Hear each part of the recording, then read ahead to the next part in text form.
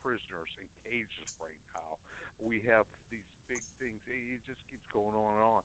They're building these big concentration camps and stuff. And it's like we sit there and say, don't you like Obama? Don't you like Trump? All those guys suck. The executive branch sucks.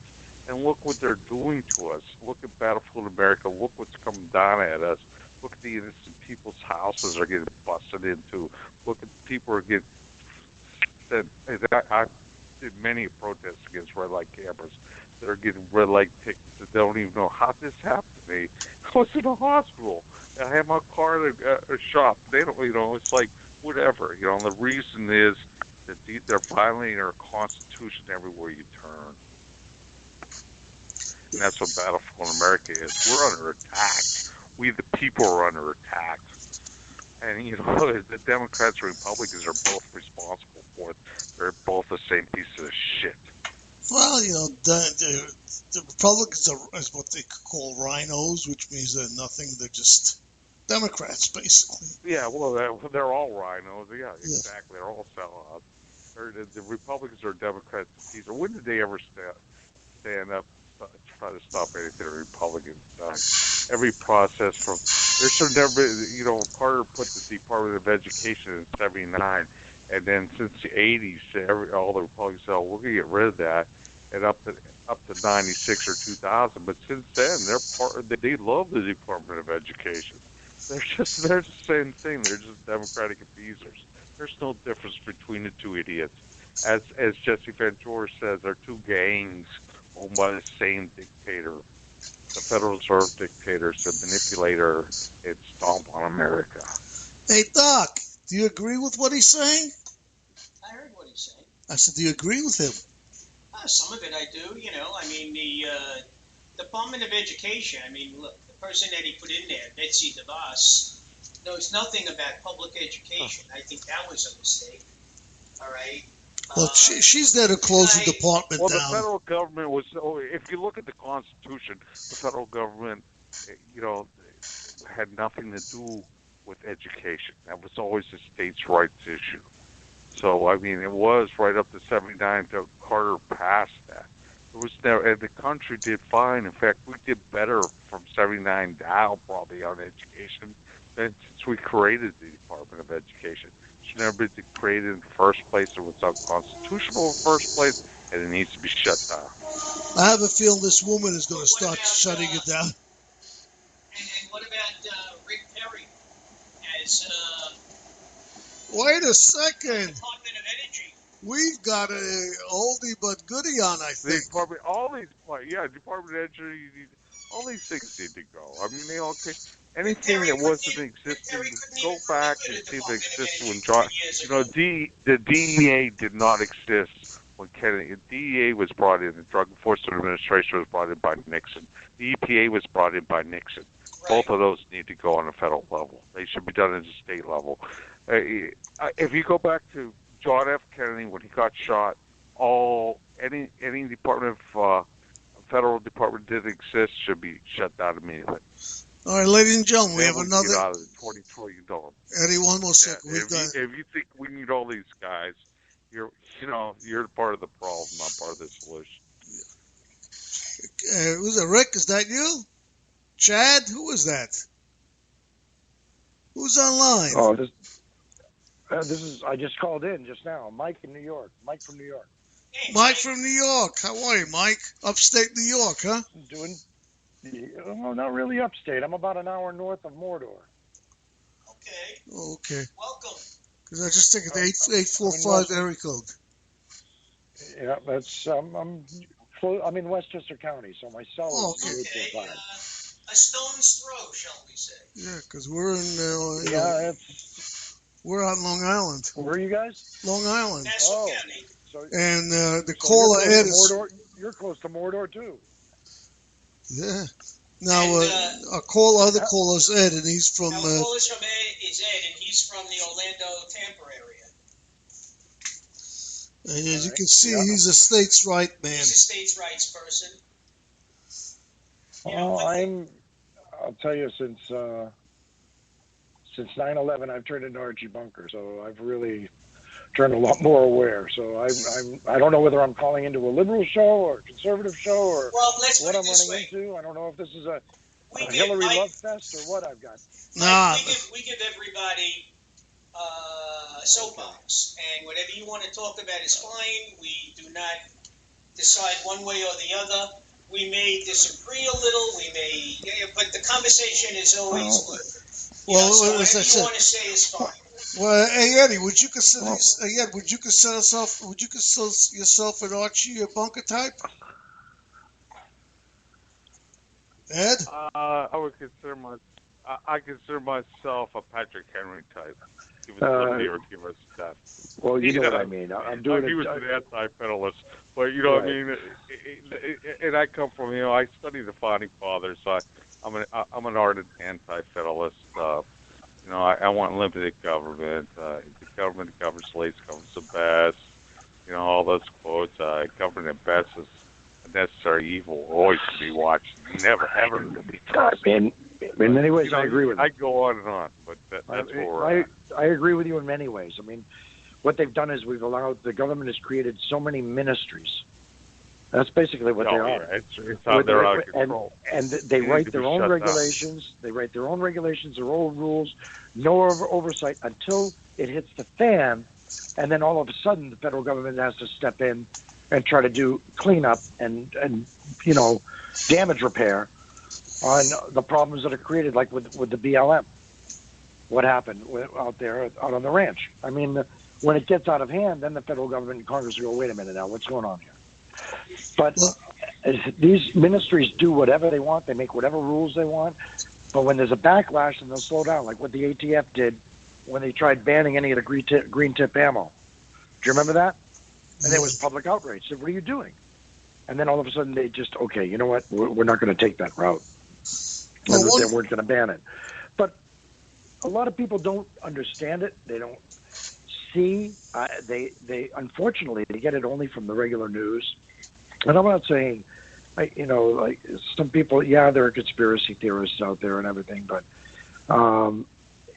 today you have to look at so many different sites and get so many different stories, because each story, to me, is a tile.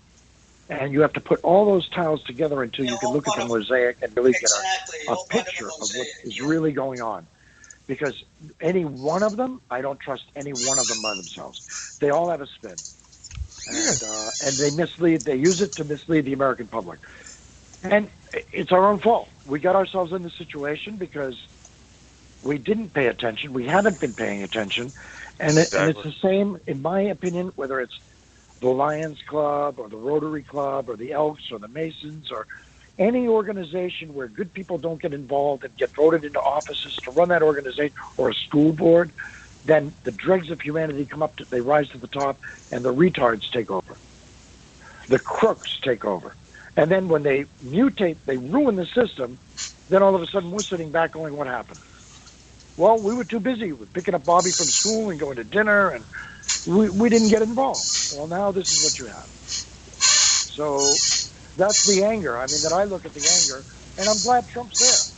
You remember in New York, a lot of people made fun of Palladino when he said that if he gets elected, he's going to walk through the halls of Albany with a baseball bat? I remember him, yeah. Basically, what America said is, we want Trump to walk through the White House and the Department of Defense with a baseball bat. Clean it up. Well, now that they're doing it, now that he's doing it, people are freaking out. Well, one of the things the changes that he's making. Yep, go on.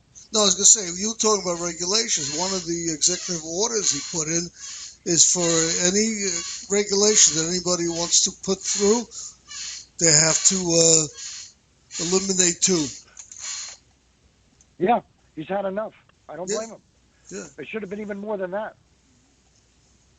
It should have even put more than that. It should have been eliminate 5. Yeah. Because the overregulation is killing him. I'm a business owner. And the overregulation is the federal government. Bring it back to the states. Yeah. Well, I'm even concerned about that because we're in New York. I'd be happy. I despise the executive branch. I'd be happy if he got guys that might eliminate the Department of Education, it might eliminate the EPA, but if Patrick Henry didn't want the executive branch to exist, and he didn't want Washington to have that post. Well, Although after a while, Patrick Henry came around. It's kind of funny if I tell you that story. The state having complete power without, because we got a problem. A perfect example is here in New York, where the conservatives are outnumbered 2-1, in some places 3-1. So we don't have a say.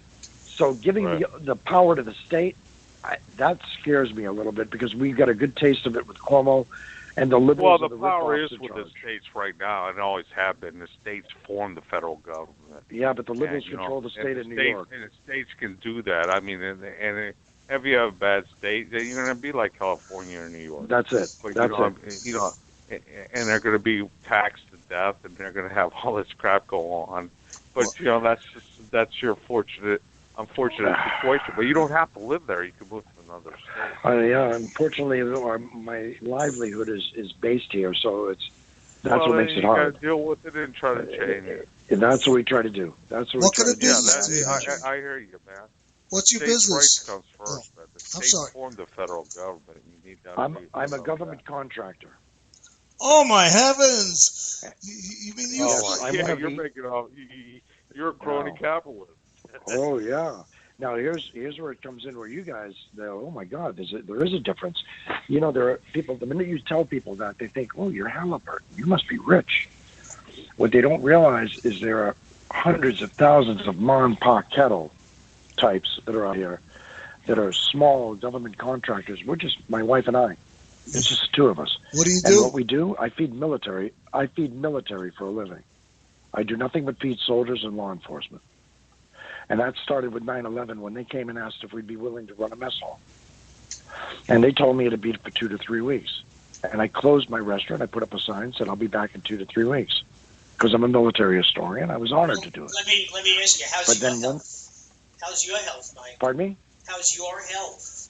If you were down there, how was your health? How was my health? No, I didn't go down to 9/11. I was on a base feeding soldiers that were going back and forth from ground zero. But if it wasn't for my soldiers, I would regret that I ever got involved. You know, I would regret. There's a lot of big. Because I've seen more on how this system works from the inside, and it got worse when Obama took over. It turned into a nightmare, and nightmare of incompetence, where you have people that are running it, experimenting, doing stupid stuff, and then changing their mind next week. And then, I mean, guys, I complained about outright fraud in contracting in 2009, where I put in a bid to feed this group of soldiers 3 meals a day, including a midnight meal, which was mid-rats, a late-night snack, and we bid $14 per soldier. So, yeah, that's Halliburton, huh? I'm going to retire on that, huh? It's not a lot of money. There's a cap. There's a limit on what you can bid. So the government will say, you can bid $5.25 per breakfast. Okay, give us your bid. Oh, okay, then I'll bid $4.50. They go by lowest bid, not best value. So the government is messed up. The contracting system is broken. I complained. They gave it to a contractor that was tied in with the Democrats. Obama just won, 2009. They gave it to him for $10,000 more than what I bid. So I complained to the government. I called Washington. I called the GAO. And they told me, they said, you're absolutely right. They're on the phone with me for an hour. They said, I sent them all the paperwork. They said, we want you to go to Schumer. Because the senator's office has to initiate an investigation, because that's a conduit, he said, for the federal money coming into the state. All right. So I went to Schumer's office hesitantly. I was never involved with politics until then. And I met with Schumer's people, and I met with Gillibrand, Gillibrand's people. Right. Within a week and a half, I had federal agents at my door. They audited me. Ah, naughty boy. That's because you were. So now the agent walked in, and I looked at the agent. I said, "What are you doing here?" That's what happens. I said, "What are you doing here?" I told the agent, "What are you doing here? You know every cent. I'm not open to the public. You know every cent, every check that I made. What are you doing here? You came up from Manhattan for what?" I said, "We're nobody. We're nothing. We're a husband and wife team. You're here to intimidate me." And I said, "Which sucks to be you. That means that your bosses are using you as a tool against me. I said, that's not fair to you or me. Well,